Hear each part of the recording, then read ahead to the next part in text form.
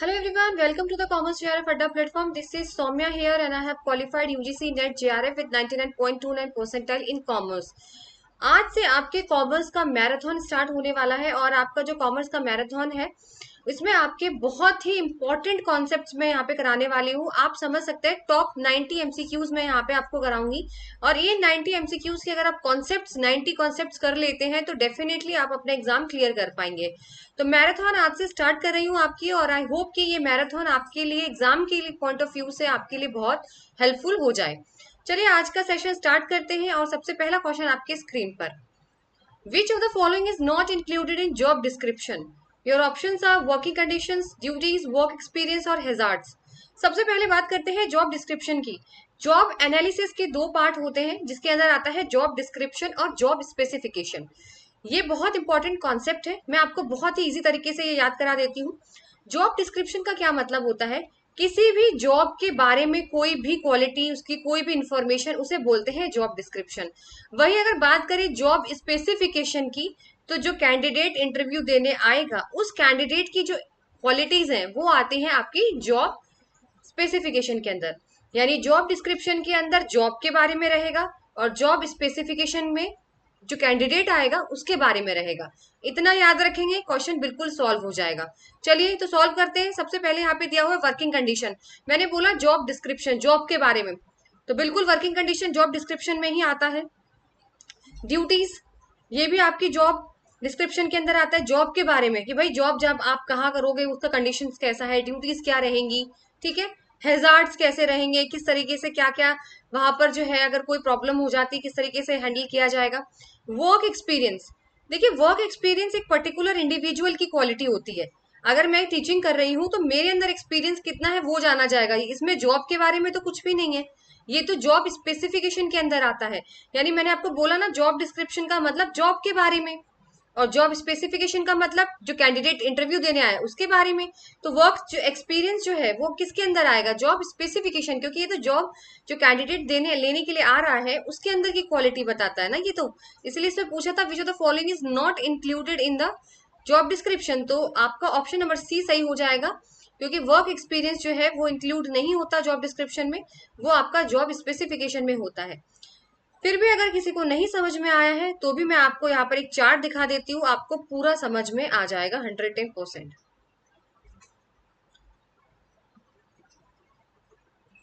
ठीक है, चलिए यहाँ पर आते हैं हम जॉब स्पेसिफिकेशन और जॉब डिस्क्रिप्शन के बारे में। अब आप यहाँ पे देख रहे हो जॉब डिस्क्रिप्शन का मतलब जॉब का टाइटल क्या है, जॉब कहाँ पे करेंगे, लोकेशन क्या है, जॉब की समरी क्या है, रिपोर्टिंग टू, किसको रिपोर्ट करना है, किसके अंडर काम करना है, वर्किंग कंडीशंस कैसी होंगी, जॉब ड्यूटीज क्या होंगी, मशीन्स कौन से यूज किए जाएंगे, हैजार्ड्स के बारे में है। वही जॉब स्पेसिफिकेशन किसके बारे में होता है? जो कैंडिडेट होता है उसके बारे में। तो कैंडिडेट का क्वालिफिकेशन क्या है, उसका एक्सपीरियंस क्या है, ट्रेनिंग, स्किल्स, रिस्पॉन्सिबिलिटीज, उसकी पर्सनैलिटी कैसी है, उसका इमोशनल कैरेक्टरिस्टिक्स कैसा है, उसके सेंसेसरी डिमांड्स कैसे हैं, किस तरीके से सिचुएशन के हिसाब से वो काम कर पाएगा या नहीं कर पाएगा, यानी टोटली आपके कैंडिडेट के बारे में। तो ये स्क्रीनशॉट ले लीजिए, वेरी इंपॉर्टेंट चार्ट। इससे आपको क्लियर हो जाएगा कि क्या डिफरेंस होता है जॉब डिस्क्रिप्शन और जॉब स्पेसिफिकेशन के बारे में। तो आई होप आपको समझ में आ गया हो फर्स्ट क्वेश्चन।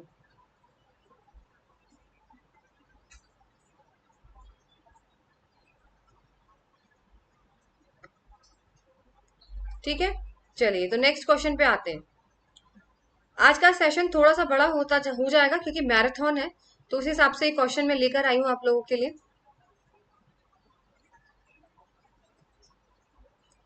यहाँ पे आपसे क्वेश्चन पूछा है the extent of closeness among inventory turnover ratio, debtor turnover ratio and cash turnover ratio form can be assessed by using Spearman's rank correlation coefficient, Yule's coefficient of colligation, Candle's coefficient of concordance या फिर Pearson simple correlation coefficient। बताइए इसका answer क्या होगा?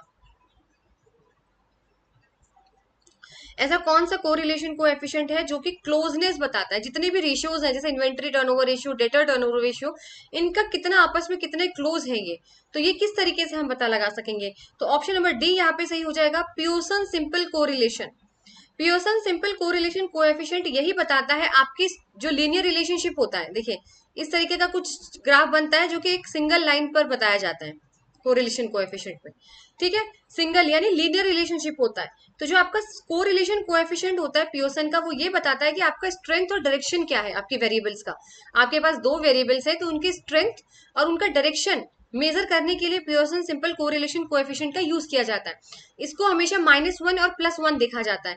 अगर -1 है तो इसका मतलब क्या होता है कि यहाँ पे जो है रिलेशनशिप नेगेटिव है, अगर एक वेरिएबल इंक्रीज होगा तो दूसरा डिक्रीज होगा। वही अगर +1 आता है यानी पॉजिटिव रिलेशनशिप है दो वेरिएबल्स के बीच में। अगर एक वेरिएबल बढ़ेगा तो दूसरा भी बढ़ेगा, यानी हाइट अगर बढ़ रही है तो वेट भी उसी प्रोपोर्शन से बढ़ेगी। अगर 0 आता है तो यानी इन दोनों के बीच में कोई रिलेशन नहीं है, ठीक है। तो रिलेशनशिप इसके अंदर लीनियर रिलेशनशिप के बारे में बताया जाता है। तो ये जो क्लोजनेस है ये आपका पियर्सन सिंपल कोरिलेशन कोएफिशिएंट बताता है। ऑप्शन नंबर डी यहाँ पे सही हो जाएगा।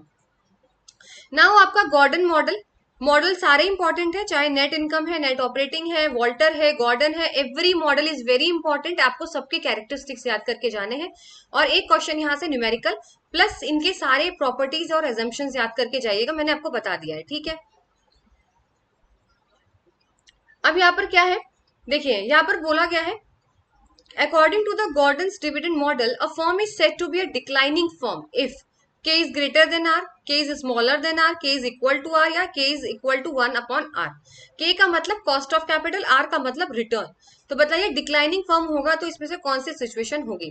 तो इसमें ma'am option number A correct हो जाएगा, k is greater than r, यानी अगर आपकी कॉस्ट ज्यादा लग रही है, कोई भी चीज आप सोचिए। फॉर एग्जाम्पल एक हाइपोथेटिकल एग्जाम्पल लेते हैं, अगर आपकी किसी भी चीज में कॉस्ट बहुत ज्यादा लग रही है, आपने एक चीज बना ली उसका कॉस्ट बहुत लगा लेकिन रिटर्न में आपको बहुत कम मिल रहा है, तो इससे क्या होगा, फर्म जो होगी वो गिरी जाएगी ना, यानी डिक्लाइन होगी, लॉस होने लगेगा। यानी जब आपकी कॉस्ट ज्यादा हो जाए और रिटर्न कम हो जाए तो उसको डिक्लाइनिंग फर्म बोलते हैं। वही अगर उल्टा हो जाए, कॉस्ट तो आपने बहुत कम लगाई थी लेकिन आपकी ग्रोथ बहुत ज्यादा हुई, रिटर्न बहुत ज्यादा हुआ, तो इसको क्या बोलेंगे, ग्रोथ फर्म बोलेंगे, ठीक है। ऑप्शन नंबर ए यहाँ पे आपका राइट हो जाएगा। एक बार इस चार्ट को आप ध्यान से देख लीजिए, ग्रोथ फर्म कब होता है, जब आपका रिटर्न जो है वो आपकी कॉस्ट ऑफ कैपिटल से ज्यादा होता है, ठीक है। वही नॉर्मल कब होता है, जब दोनों बराबर हो जाते हैं, ना कोई प्रॉफिट ना कोई लॉस, ठीक है। और वही डिक्लाइनिंग कब होता है, जब आपका आर छोटा होता है यानी रिटर्न कम हो रहा है और कॉस्ट ज्यादा हो रही है, तो इसका मतलब क्या होता है कि डिक्लाइनिंग फर्म है।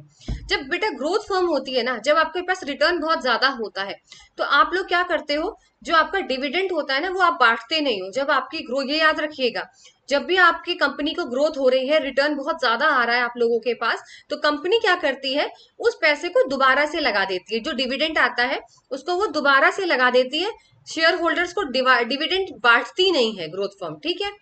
लेकिन अगर डिक्लाइनिंग फर्म है, डिक्लाइनिंग फर्म होती है जब फर्म में जब देख रहे होते हैं कि हमें इतना रिटर्न नहीं मिल रहा है, तो शेयर होल्डर्स को क्या करते हैं, वो लोग डिविडेंड्स डिस्ट्रीब्यूट कर देते हैं। याद रखना, ग्रोथ फर्म में कभी भी डिविडेंड डिस्ट्रीब्यूट नहीं किया जाता। डिक्लाइनिंग फर्म जब होती है जब हम डिस्ट्रीब्यूट करते हैं डिविडेंड को शेयर होल्डर से। चलिए नेक्स्ट है फैक्चुअल क्वेश्चन है, इसको तो जो याद होगा वही कर सकता है। Memorandum of association is defined under which section of the company act 2013। Section 2 sub section 55, 256, 257 और 258। This is very factual question, जिसको लर्न होगा वो ये क्वेश्चन कर लेगा, इसमें कुछ समझने का नहीं। इसका आंसर नंबर बी हो जाएगा, सेक्शन 256 के अंदर मेमोरेंडम ऑफ एसोसिएशन आता है कंपनीज एक्ट का। एक चीज और यहाँ पे बता देती हूँ, मेमोरेंडम ऑफ एसोसिएशन और आर्टिकल ऑफ एसोसिएशन का डिफरेंस जरूर याद कर लीजिएगा।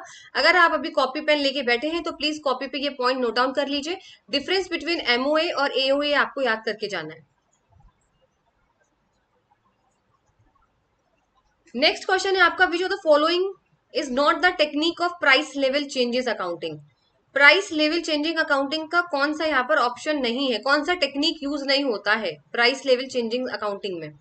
Current cost accounting technique, current purchasing आपकी सीपीपी या सीपीडी, करंट प्राइस डेनोटेशन या फिर रिप्लेसमेंट कॉस्ट अकाउंटिंग, बताइए।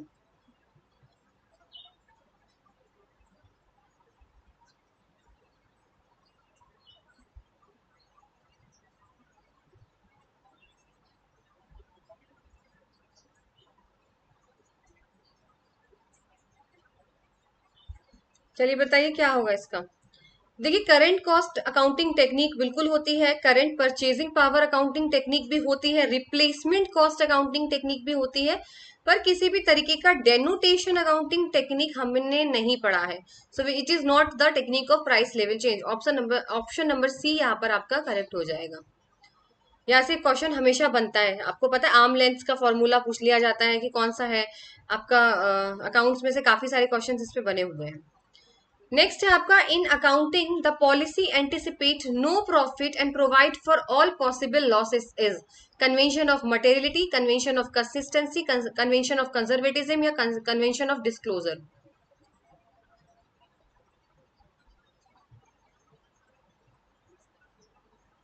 बताइए। देखिए मटेरियलिटी क्या होता है, कन्वेंशन ऑफ मटेरियलिटी ये बोलता है कि जितनी सिर्फ रेलिवेंट इंफॉर्मेशन है, जितना इंपॉर्टेंट इंफॉर्मेशन है, आप सिर्फ वही बताइए। सब कुछ बताने की आपको जरूरत नहीं है कंपनी, ठीक है। कंपनी आप एक काम करिए, आप उतना ही इंफॉर्मेशन बताइए जो जरूरत है। कन्वेंशन ऑफ कंसिस्टेंसी क्या बोलती है कि आपको same rules and regulations principles follow करने होंगे। कन्वेंशन ऑफ डिस्क्लोजर क्या बोलता है, उल्टा है मटेरियलिटी का। कन्वेंशन ऑफ डिस्क्लोजर बोलता है सारी इंफॉर्मेशन बता दीजिए, लेकिन मटेरियलिटी क्या बोलता है, सिर्फ रेलिवेंट इन्फॉर्मेशन बताइए। तो इसमें क्या बोला, इसका आंसर जो होगा वो आपका कन्वेंशन ऑफ कंजर्वेटिज्म या फिर प्रूडेंस होगा। इसका मतलब क्या होता है कि अगर आपको अनसर्टेनिटी लग रही है लॉस की, कि आगे चल के लॉस हो सकता है, आपको अनसर्टेनिटी है लॉस की, तो आप उसको पहले ही रिकॉर्ड कर लीजिए, चाहे लॉस हुआ भी ना हो, चाहे लॉस हुआ भी ना हो, ठीक है। लेकिन प्रॉफिट के टाइम पे ऐसा नहीं होता, जब प्रॉफिट होगा तभी आप रिकॉर्ड करोगे। आप प्रॉफिट पहले से रिकॉर्ड नहीं कर सकते, लेकिन लॉस आप पहले से रिकॉर्ड कर सकते हो। वही बात बोलता है convention of conservatism. Option number C यहाँ पे आपका करेक्ट हो जाएगा। चलिए, which of the following is the minimum number of person required for partnership. इससे एक क्वेश्चन जरूर आता है, कभी पार्टनरशिप से आता है, कभी पब्लिक कंपनी, कभी प्राइवेट कंपनी, कभी एलएलपी के पूछे जाते हैं, कभी पार्टनरशिप के मेंबर्स पूछे जाते हैं। तो जितने भी आपके पास ये टॉपिक है ना, मिनिमम और maximum number of partners, most important learn कर लीजिएगा। मिनिमम नंबर ऑफ पर्सन कितने चाहिए होते हैं पार्टनरशिप के लिए, तो देखिए इसमें हमेशा 2 इंसान तो चाहिए ही हमें, ठीक है। 2 person are required for a partnership, एक अकेला पार्टनरशिप नहीं कर सकता। वही अगर मैं मैक्सिमम की बात करती हूँ तो यहाँ पर मैक्सिमम 50 होता है, ठीक है, मैक्सिमम नंबर 50 होता है। लेकिन अगर वही मैं बात करूं पब्लिक में मिनिमम कितना होता है, पब्लिक कंपनी में मिनिमम जो है वो 7 होते हैं बेटा, ठीक है। और मैक्सिमम की कोई लिमिट नहीं होती है, ये याद रखेंगे आप, मैक्सिमम की कोई लिमिट नहीं होती। वही बैंकिंग की बात करें तो 10 पर्सन की जरूरत होती है, ठीक है। मैंने आपको तीनों ओरली बता दिया है, कोई भी क्वेश्चन इनमें से आ सकता है। नेक्स्ट क्वेश्चन है आपका, in the early stage of product life cycle the highly competitive industries follows. देखिए बहुत इंपॉर्टेंट क्वेश्चंस आप लोगों के लिए लेकर आई हूँ, बहुत इंपॉर्टेंट कॉन्सेप्ट्स हैं ये। आई होप कि इनमें से आपको जरूर पेपर में क्वेश्चंस देखने को मिले। लेकिन मैं अभी जितनी मैराथन की सीरीज लेकर आने वाली हूँ, बहुत ही अच्छे अच्छे क्वेश्चन आप लोगों के लिए लेकर आऊंगी, ये मेरा प्रॉमिस है। चलिए क्वेश्चन सॉल्व करिए।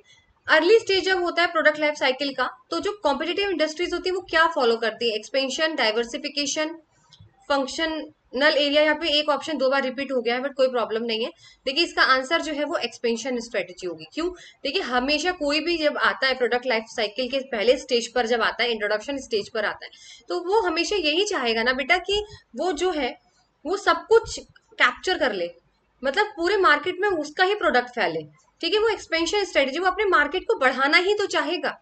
आप किसी चीज में आप इंट्रोड्यूस करते हो अपने प्रोडक्ट, आप क्या चाहते हो कि आपका प्रोडक्ट हर जगह आप ही का प्रोडक्ट हो, आप मार्केट कैप्चर करना चाहोगे, इसीलिए expansion strategy is the right answer. चलिए नेक्स्ट क्वेश्चन। नेक्स्ट क्वेश्चन है आपका इनकम टैक्स। इनकम टैक्स में मैं आप लोग को थोड़ा सा एक इंपॉर्टेंट बता देती हूँ। सैलरी, कैपिटल हेड, ये तो वे है ही इंपॉर्टेंट, पर जो छोटे छोटे यूनिट्स है ना, वो आपको अच्छी तरीके से पढ़ के जाने, स्कोरिंग वहीं से है। जैसे कि clubbing of income, set of carry forward losses, आपका ये वाला चैप्टर हो गया, डिडक्शंस हो गए आपके, ठीक है। ये 3 जो मैंने आपको बताए, ये तो आप लोग अच्छी तरीके से टीडीएस और जो आपके टीसीएस होते हैं, ये आप लोग अच्छी तरीके से पढ़ के जाइएगा। अगर ये छूट जाता है कोई प्रॉब्लम नहीं, पर ये यूनिट्स नहीं छूटनी चाहिए। चलिए, minor income is exempt to the extent of ₹1500, statement number 1। Statement number 2 is income of ₹1500 of a minor child shall not be included in the income of his mother और father. बताइए statement के बारे में।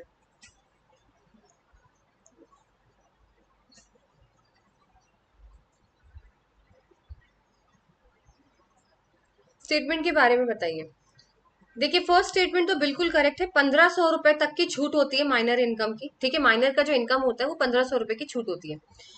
अब क्या होता है कि जो 1500 का है जो रुपए है, क्या माइनर चाइल्ड का अपने मदर और फादर के में इंक्लूड नहीं होता? तो फर्स्ट स्टेटमेंट तो बिल्कुल करेक्ट है, लेकिन सेकंड स्टेटमेंट बिल्कुल रॉन्ग है। तो किसके साथ ऐड करोगे?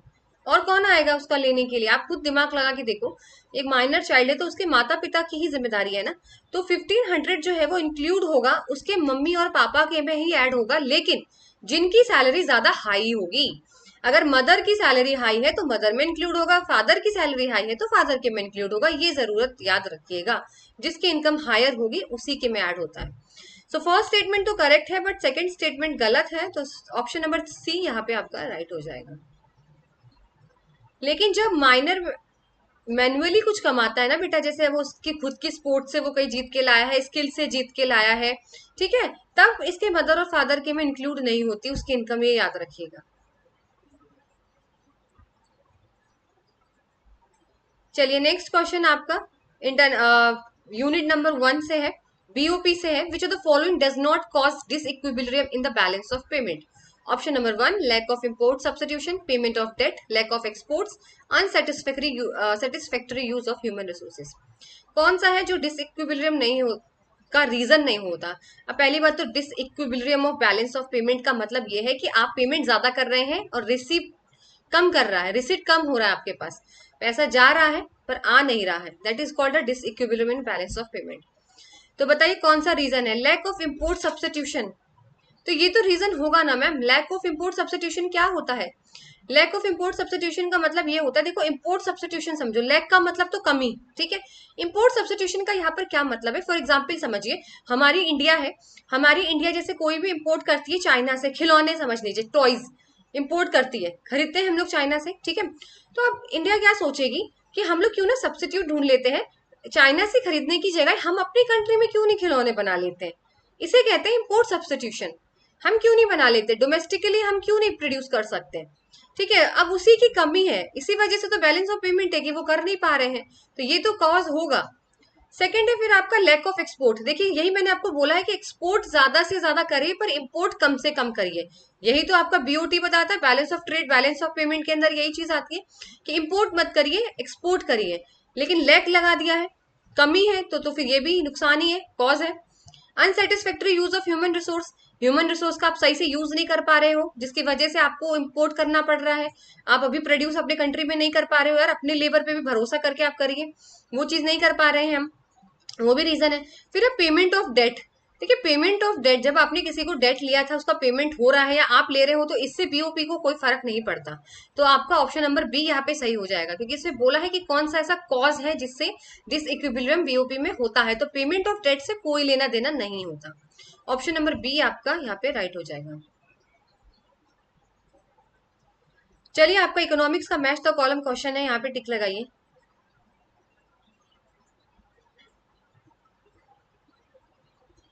ओलिगोपोली, परफेक्ट कंपटीशन, मोनोपोली और मोनोपोलिस्टिक कंपटीशन। ऑप्शन है sole producers, pure and differentiated product, differentiated और मिथ। तो अगर आपको कुछ भी नहीं आता, आपको पता है मोनोपोली का, तो आपको पता है सोल प्रोड्यूसर होता है, मोनोपोली में एक ही सेलर होता है, ठीक है। सी का फर्स्ट हमने लगा दिया। फिर ओलिगोपोली क्या होता है? ओलिगोपोली में प्रोडक्ट अलग अलग होते हैं, ओलिगोपोली में फ्यू सेलर्स होते हैं, प्रोडक्ट डिफरेंट होता है, ठीक है, तो इसका लग गया। परफेक्ट कंपटीशन एक मिथ होता है, क्यों होता है ये मिथ? देखिए परफेक्ट कंपटीशन को मिथ इसलिए बोला जाता है क्योंकि ये रियल वर्ल्ड में एग्जिस्ट नहीं करता, ठीक है। रियल वर्ल्ड में कभी भी परफेक्ट कंपटीशन जो है वो एग्जिस्ट नहीं करता, इसीलिए इसको मिथ बोला गया है। फिर आपका मोनोपोलिस्टिक, जिसके अंदर प्योर एंड डिफरेंशिएटेड प्रोडक्ट्स आते हैं, pure competition and differentiated products. तो आप लगा दीजिए ए का थर्ड, बी का फोर्थ, सी का फर्स्ट एंड डी का सेकेंड। चलिए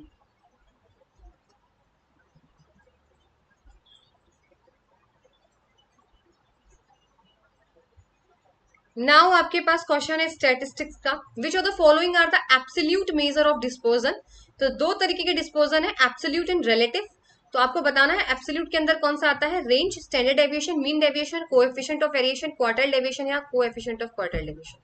अलग क्या लग रहा है? कोएफिशिएंट्स वाले अलग लग रही है आपको?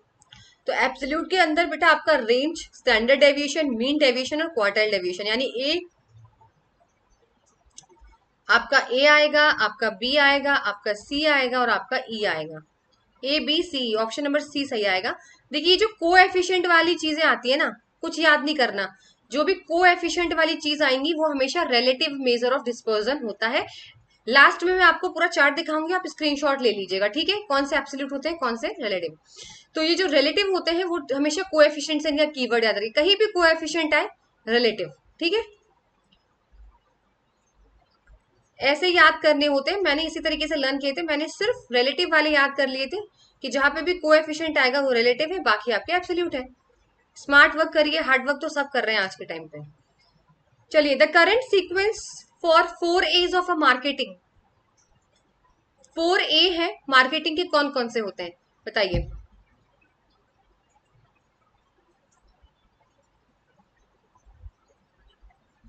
एक्सेप्टेबिलिटी, अफोर्डेबिलिटी, अवेयरनेस, अवेयरनेस है, अफोर्डेबिलिटी है।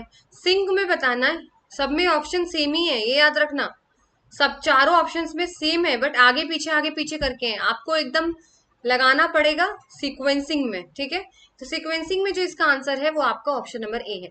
सबसे पहले आएगा एक्सेप्टेबिलिटी, फिर आएगा अफोर्डेबिलिटी, फिर आएगा आपका एक्सेसिबिलिटी, फिर अवेयरनेस, ठीक है। एक बार मुझे ये चेक कर लेने तो, मुझे इतना थोड़ा इसमें डाउट क्यों लग रहा है, एक मिनट।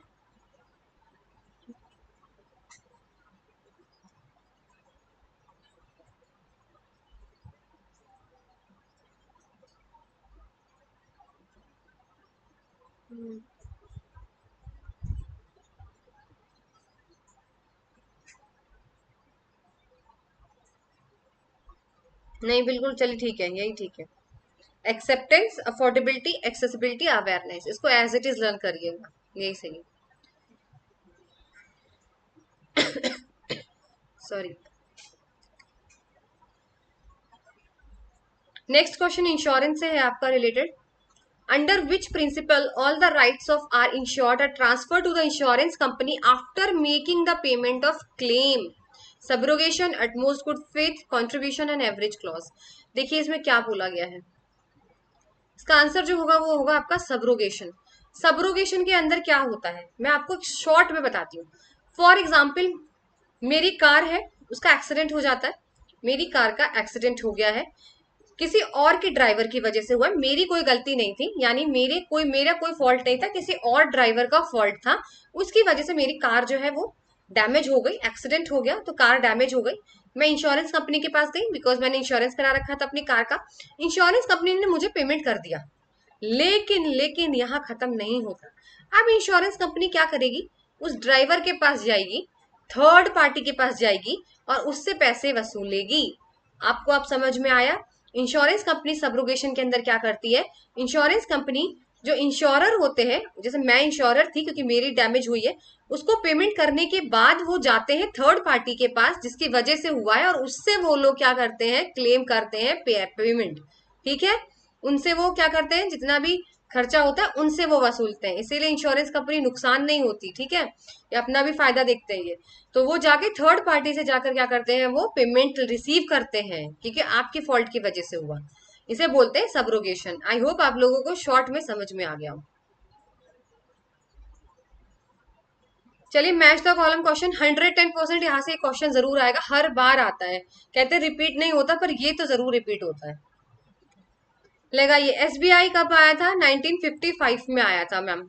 नबार्ड 1982 में आया था, एक्सिम बैंक 1981 में आया था और सिडबी 1990 में आया था। ए का सेकंड, बी का फर्स्ट, ए का सेकंड, बी का फर्स्ट, सी का फोर्थ, सी का फोर्थ, ए का सेकंड हो गया, बी का फर्स्ट हो गया, सी का फोर्थ हो गया और डी का थर्ड हो गया। ऑप्शन ही रॉन्ग दिए हुए हैं पर मैंने आपको बता दिया है। SBI 1955, SIDBI 1990, NABARD 1982, Exim bank 1981, यही करेक्ट ऑप्शन होगा, ठीक है। ये डेट सारी याद कर लीजिएगा, यहां से एक रिपीट हमेशा होता है। नेक्स्ट है lease which include a third party. ऐसी कौन सी लीज है जिसमें थर्ड पार्टी इंक्लूड हो जाती है, उसे क्या बोलते हैं बताइए। Operating lease, sales and lease back, leverage lease और क्रॉस बॉर्डर लीज। देखिए क्रॉस बॉर्डर तो नहीं होगी, क्रॉस बॉर्डर जब होती है जब लेजर और लेजी दोनों अलग अलग कंट्रीज में हो, तो ये तो रॉन्ग हो जाएगा। ऑपरेटिंग लीज क्या होती है, जो शॉर्ट टर्म के लिए होती है और ये कैंसेबल भी होती है, याद रखिएगा, ठीक है, शॉर्ट टर्म के लिए लेते हैं। इसमें क्या होता है, जो लेजर होता है ना, जैसे लेजर समझिए, मैंने अपना रूम किसी को किराए पे दिया फॉर एग्जाम्पल, तो मैं लेजर हो गई और जिसने लिया वो लेजी हो गया, तो जितना भी खर्चा होगा वो लेजर बियर करता है। वही इसका उल्टा होता है फाइनेंशियल लीज। फाइनेंशियल जो है वो लॉन्ग टर्म के लिए लिया जाता है, कैंसेबल नहीं कर सकते उसको, कैंसिल नहीं करा जा सकता है। थर्ड चीज उसमें जो है ना, लेजर बियर नहीं करता एक्सपेंसेस, जो लेजी होता है, जो किराएदार है जो रह रहा है वो सारे खर्चे उठाएगा, ठीक है।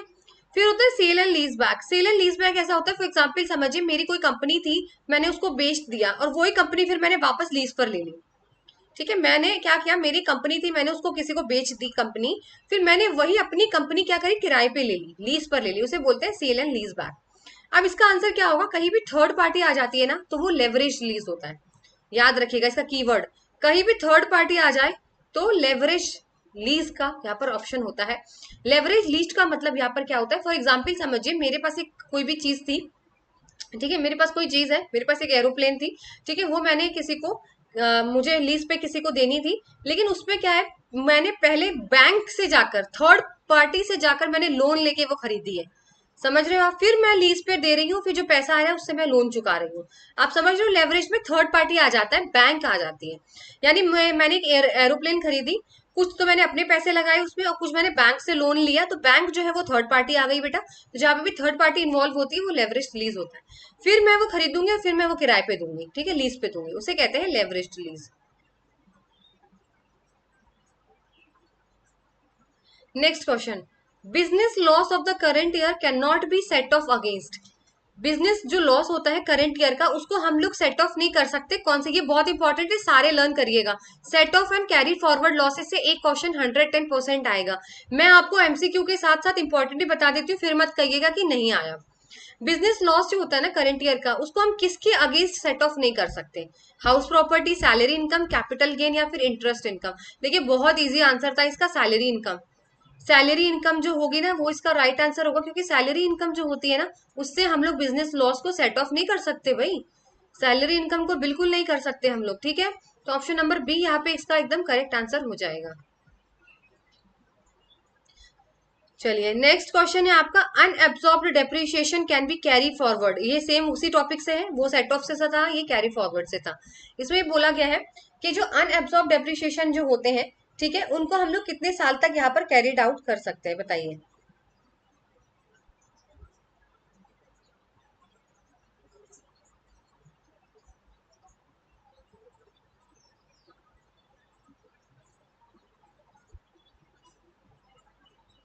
ठीक है, तो इसका आंसर भी आपका क्या होगा, इनफाइनाइट, इसकी कोई लिमिट नहीं होती, आप कैरी फॉरवर्ड जब तक चाहें तब तक कर सकते हैं। तो ऑप्शन नंबर, एक मिनट मुझे यहाँ पे थोड़ा सा पॉइंट चेंज कर, ऑप्शन नंबर डी यहाँ पे आपका बिल्कुल करेक्ट हो जाएगा, इनडिफाइनाइट पीरियड, यानी किसी भी टाइम तक कर सकते हैं। दूसरी चीज, अनएब्सॉर्ब डेप्रिसिएशन को हम लोग किसके अगेंस्ट सेट ऑफ कर सकते हैं, सबके साथ कर सकते हैं, हाउस प्रॉपर्टी के साथ, कैपिटल गेन के साथ, लेकिन सैलरी के साथ इसको भी नहीं एडजस्ट कर सकते हम या सेट ऑफ नहीं कर सकते, ठीक है।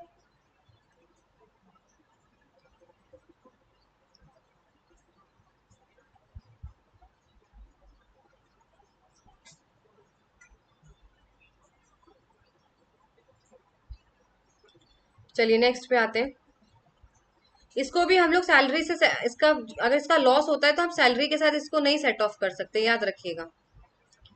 नेक्स्ट है आपका आरटीआई से क्वेश्चन है यहाँ पर, इफ लाइफ और liberty of any person is involve the public information officer is expected to reply within 30 days of receipt, 45 days, 48 और 35। किसी की अगर जान के ऊपर बात आ रही है, ठीक है, तो पब्लिक इंफॉर्मेशन ऑफिसर जो है वो आपको इन्फॉर्मेशन कितने दिन में प्रोवाइड कर देगा, बताइए।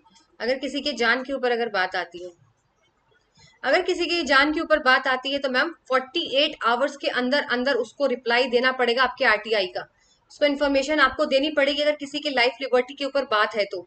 वैसे नॉर्मल अगर जनरल है तो 30 दिन का टाइम लगता है, ठीक है, नॉर्मल अगर होगा तो 30 दिन का टाइम लगेगा, लेकिन अगर किसी की जान के ऊपर बात है, लिबर्टी के ऊपर बात है, तो विद इन 48 घंटे के अंदर अंदर आपको पब्लिक इन्फॉर्मेशन ऑफिसर को रिप्लाई देना पड़ेगा। नेक्स्ट क्वेश्चन है, which of the following does not raise the presumption of undue influence. देखिए किसी के इन्फ्लुएंस में इसमें बोला है parents and child, landlord and tenant, finance and sorry finance नहीं है, फियांसे है, fiance and fiancee, doctor and patient.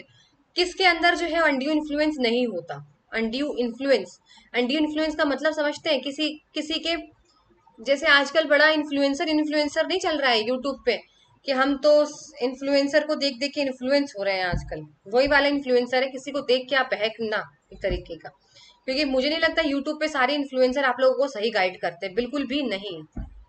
ठीक है, तो ये क्या होता है, इसमें पूछा गया कि कौन से ऐसे जो है यहाँ पर रिलेशनशिप जिसमें अनड्यू इन्फ्लुएंस नहीं होता है, बताइए।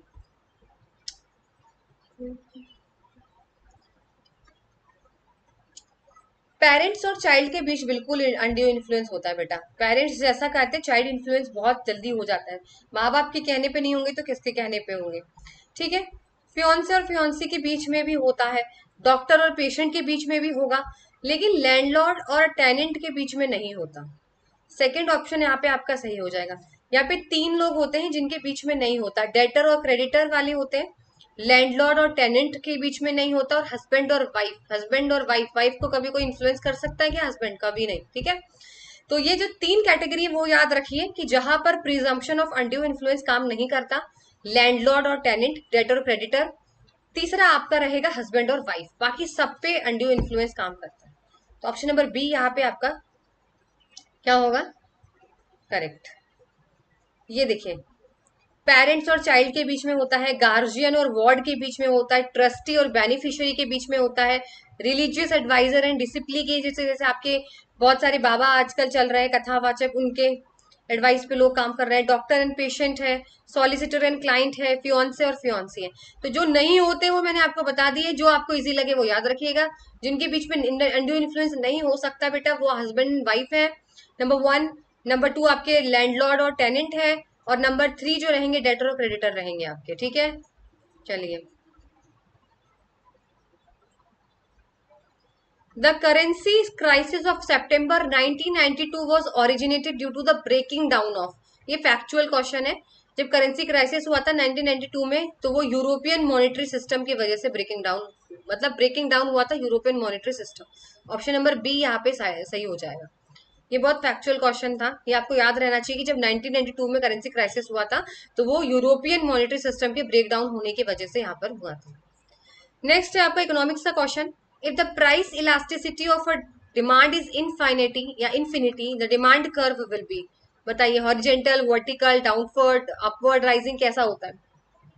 पहली बात तो ये परफेक्ट, इन जो आपका बोला है डिमांड जिसमें इनफाइनाइटी होती है, तो इनफाइनाइट में क्या होता है आपका, परफेक्ट इलास्टिक की बात बोल रहे हैं, तो परफेक्ट इलास्टिक में क्या होता है, इस तरीके का डायग्राम बनता है और हॉरिजॉन्टल लाइन बनती है। क्या बनती है? Horizontal line. इसमें ये बोला जाता है कि अगर आप प्राइस में थोड़ा सा भी चेंज करोगे तो डिमांड जीरो पे आ जाएगी। अगर आप प्राइस में थोड़ा सा भी चेंज करते हो, if you will change the small proportion of the price, the demand definitely will go to the zero. ठीक है, डिमांड आपकी जीरो हो जाएगी, इसलिए यहाँ पर ऑप्शन नंबर बी सही हो जाएगा। हॉरिजॉन्टल स्ट्रेट लाइन बनती है इस तरीके की, मैंने बना दिया है आपको किस तरीके की बनती है। वही परफेक्टली इन इलास्टिक की बात करते तो वर्टिकल जाता इस तरीके का।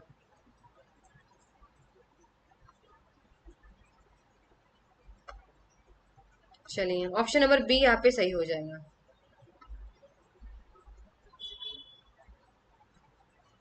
Next question, which of the following is not a member of SAARC? कब आया था, हेडक्वार्टर क्या है, कितने मेंबर्स हैं, सारे आपको इंस्टीट्यूशन याद रखने होंगे। आशियन, सार्क, नाफ्ता, साफ्ता, सबके याद करने।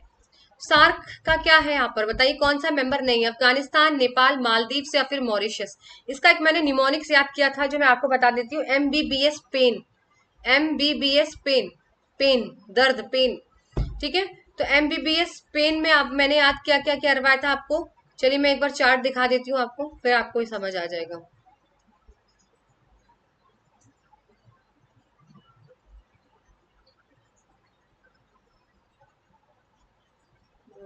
ये रहा आपका MBBS पेन।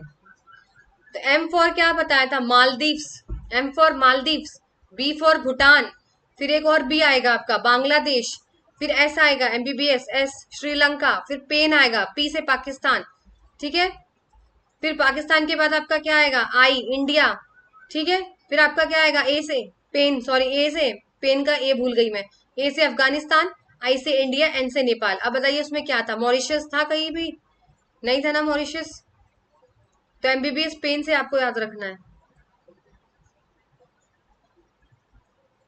तो यहाँ पर आपका मॉरिशस जो है वो करेक्ट हो जाएगा, क्योंकि मॉरिशस इसका मेंबर नहीं है। इसका मेंबर जो थे वो आपके एमबीबीएस थे। मालदीव्स, बी से आपका क्या था, बांग्लादेश, ठीक है। अगेन बी था आपका भूटान, ठीक है। फिर अगेन आपका एस था श्रीलंका, फिर पी से आपका पाकिस्तान, ए से आपका अफगानिस्तान, आई से इंडिया, एन से नेपाल, एमबीबीएस पेन। एक निमोनिक है, आप चाहे तो अपने आप से भी बना सकते हो, बट मुझे इजी लगा ये वाला, तो मैंने इसी तरीके से याद किया। चलिए नेक्स्ट क्वेश्चन है आपका टीडीएस से। The rate of deduction at source by made by a firm on the payment to any resident contractor will be 1%, 2%, 10%, 20%। ये तो आपको लर्न करने पड़ेंगे 1%। अगर आप किसी इंडिविजुअल कॉन्ट्रैक्ट को पे करते हो तो टीडीएस 1% रहेगा, अगर किसी और अदर को करते हो तो 2% रहेगा, याद रखिएगा। इंडिविजुअल के लिए 1%, एनी अदर के लिए 2%। Next question, which of the following is not a capital assets. ये इनकम टैक्स का क्वेश्चन है, कैपिटल एसेट्स कौन से इसमें से नहीं होते हैं, बताइए। Urban agriculture land, building, movable property of personal use है, गुडविल ऑफ द बिजनेस। कौन सा कैपिटल एसेट्स यहाँ पर नहीं होता। देखिए गुडविल तो होगा, बिल्डिंग भी होगी, एग्रीकल्चर लैंड भी होगा, लेकिन एग्रीकल्चर लैंड अगर रूरल होता ना, गांव वाला एरिया, तब नहीं होता। अर्बन दिया हुआ है इसीलिए कैपिटल एसेट्स है। अगर यहाँ पे रूरल दे दिया होता बेटा, तो रूरल एग्रीकल्चर लैंड कभी भी कैपिटल एसेट्स नहीं होती। जो आपकी अर्बन शहरी इलाकों में जो एग्रीकल्चर लैंड होती है वो आपकी कैपिटल एसेट्स होती है। तो ऑप्शन नंबर 3 यहाँ पे आपका सही हो जाएगा। कौन सा नहीं है, मूवेबल प्रॉपर्टी नहीं है, जैसे कि आपका फर्नीचर, आपके कपड़े, वो यहाँ पर कैपिटल एसेट्स नहीं होती। लेकिन इसमें भी एक छूट है, ज्वेलरी, आर्कियोलॉजी, पेंटिंग का कुछ काम, ड्राइंग, आर्ट, ये सारी चीजें कैपिटल एसेट्स में आती हैं।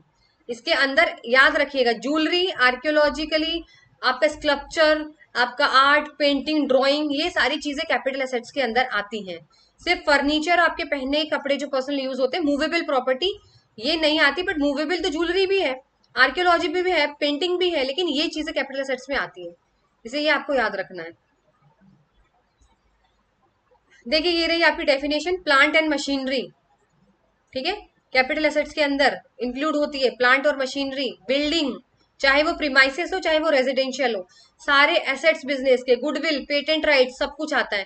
क्या क्या नहीं आता याद रखिए, स्टॉक इन ट्रेड नहीं आता, एग्रीकल्चरल लैंड नहीं आएगी अगर वो रूरल एरियाज में है, गोल्ड बॉन्ड नहीं आते, स्पेशल बियरर बॉन्ड नहीं आती, पर्सनल चीजें नहीं आती, सामान जैसे घर का सामान, फर्नीचर वगैरह। लेकिन jewellery, except jewellery, archaeology, painting, drawing, इसको छोड़कर, ठीक है। आप चाहे तो इसका स्क्रीनशॉट ले सकते हैं। नेक्स्ट है, which of the following income is not included in the income under the income tax 1961 के अंदर कौन सा इनकम के अंदर नहीं आता। Profit and gain, dividend, profit in lieu of salary, या रिम्बर्समेंट ऑफ ट्रेवलिंग एक्सपेंसेस। देखिए सारी चीजें आती हैं, सिर्फ एक चीज नहीं आती, वो है आपकी रिम्बर्समेंट ऑफ ट्रेवलिंग एक्सपेंसेस। ये आपकी इनकम के अंदर नहीं आएगी। सो ऑप्शन नंबर डी यहाँ पर आपका राइट आंसर हो जाएगा। नेक्स्ट क्वेश्चन है, the policy of keeping the price ₹999 instead of ₹1000 is known as. बताइए, product line pricing policy, psychological, skim the cream pricing, या मार्केट पेनिट्रेशन प्राइसिंग। पहले तो स्कीमिंग बता देती हूँ, मार्केटिंग। स्कीमिंग में बहुत ज्यादा चार्ज करते हैं आपसे, 100 रुपए की चीज रहेगी तो 500 रुपए में लेंगे आपसे। मार्केट पेनिट्रेशन में क्या होता है, बहुत ही कम प्राइस कर देते हैं, 100 रुपए की चीज 50 में बेच रहे हैं, उल्टा। स्किम का उल्टा पेनिट्रेशन। आप बताइए क्या होगा, 99 आपने बहुत पढ़ा होगा, ऑनलाइन शॉपिंग उसमें चली जाइए ना, मॉल में 999, 499, 699, 399, अब 199। अरे 100, आपको पता क्या लगता है, इसको बोलते हैं साइकोलॉजिकल प्राइसिंग, इसे बोलते हैं साइकोलॉजिकल प्राइसिंग। ये आपके दिमाग में पता क्या करता है, 199 की तो है, 100 रुपए की तो है, 100 के अंदर ही तो आ रही है। अगर भाई 200 लिख देंगे ना, 1 रुपए का फर्क है, 200 लिख देंगे तो आप कहेंगे नहीं यार 200 में आ रही है, मैं नहीं ले रही। अब वही 999 लिख देना, अरे 900 में आ रही है, 900 में, ये नहीं देखेंगे 1 रुपए तो कम है। ये आपके दिमाग जो है वो नहीं चलता, इसीलिए साइकोलॉजिकल प्राइसिंग इसको बोला जाता है, ठीक है। आपने हर जगह देखा होगा, ये तो 999 5999 1 रुपए का फर्क होता है और आपको लगता है 500 में आ रही है, पर वो होती तो 600 में ही है ना, 1 रुपए से क्या हो जाएगा। Which commission was set up by reserve bank of India in 2004 to look into the financial inclusion. पहले ही बता रही हूँ, सारी कमिटीज याद करके जाइएगा, एक क्वेश्चन कमिटी से जरूर आता है बैंकिंग में। तो इसका जो आंसर होगा वो रंगराजन कमीशन होगा, जो कि आरबीआई ने सेटअप किया था 2004। किस लिए किया था रंगराजन कमीशन? तो रंगराजन कमीशन जो होता है वो फाइनेंशियल इंकल्जन के लिए बनाया गया था। किसके लिए बनाया गया था? फाइनेंशियल इंकल्जन, कि जो रूरल एरियाज में लोग रहते हैं उनको भी बैंकिंग फैसिलिटीज दी जाए, इस बारे में। सारी कमिटीज याद रखिएगा प्लीज, बहुत इंपॉर्टेंट है। नेक्स्ट क्वेश्चन है आपका, Cobb Douglas production mainly applicable in agriculture, industry, services या फिर एक्सपेरिमेंट इन एग्रीकल्चर लेबोरेटरीज। किसमें यूज किया जाता है बताइए? तो ये जो कॉप डुगलस का फंक्शन है ये एग्रीकल्चर में ज्यादा यूज किया जाता है, तो ऑप्शन नंबर 1 यहाँ पे राइट हो जाएगा। नेक्स्ट क्वेश्चन है आपका, on liquidation of a company. जब लिक्विडेशन होता है, कंपनी का खत्म, बंद होने वाली होती है कंपनी, लिक्विडेट कर दिया जाता है, वाइंड अप कर दिया जाता है, तो जो प्रिफरेंशियल पेमेंट होता है ना सैलरी वेजेस का, कितने तक रेस्ट्रिक्ट कर सकते हैं? अमाउंट बताइए। तो मैम 20,000 रुपए तक हम लोग रेस्ट्रिक्ट कर सकते हैं यहाँ पर, ठीक है। अमाउंट याद रखिएगा, 20,000 तक यहाँ पे रेस्ट्रिक्ट कर सकते हैं। अब ये चार्ट देख लीजिए आप लोग, मेंबर्स दे रखे हैं यहाँ पे सार के, आप चाहे तो स्क्रीनशॉट ले सकते हो इसका, ठीक है। एमबीबीएस पेन बहुत अच्छा है ये निमोनिक्स। दूसरा है आपका जॉब एनालिसिस का, जो मैं दिखा चुकी हूँ, कौन सा जॉब डिस्क्रिप्शन में आएगा, कौन सा जॉब स्पेसिफिकेशन में आएगा। और ये लास्ट में मैंने आपसे कहा था मेजर ऑफ डिस्पर्सन में दिखाऊंगी आपको। तो एब्सोल्यूट के अंदर range, quartile deviation, mean deviation, standard deviation आता है। रिलेटिव में कोएफिशिएंट याद रखिए, जो भी coefficient of variation, coefficient of quartile deviation, coefficient of mean deviation, सारे डेविएशन इसमें आते हैं। देखिए मैं आपसे फिर से कह रही हूँ, अगर जेन्युइनली आपको लगता है मेरी क्वालिटी ऑफ टीचिंग अच्छी है, कंटेंट आपको अच्छा मिल रहा है, तो आप कमेंट में तो मुझे शेयर जरूर कर सकते हैं अपने थॉट्स, उसमें कोई भी आपका पैसा चार्ज नहीं हो रहा है। आप वीडियो को लाइक करके मुझे बता सकते हैं कि वाकई आपको जो है वो वीडियो अच्छी लग रही है। और ये जो मैं मैराथन स्टार्ट करा है मैंने, मोस्ट इंपॉर्टेंट है, प्लीज आप लोग जरूर ध्यान से ये करिएगा अगर आपको स्कोर करना है, ठीक है। तो चलिए आपसे नेक्स्ट मैराथन में मुलाकात होती है, टिल देन आप गुड बाय, टेक केयर।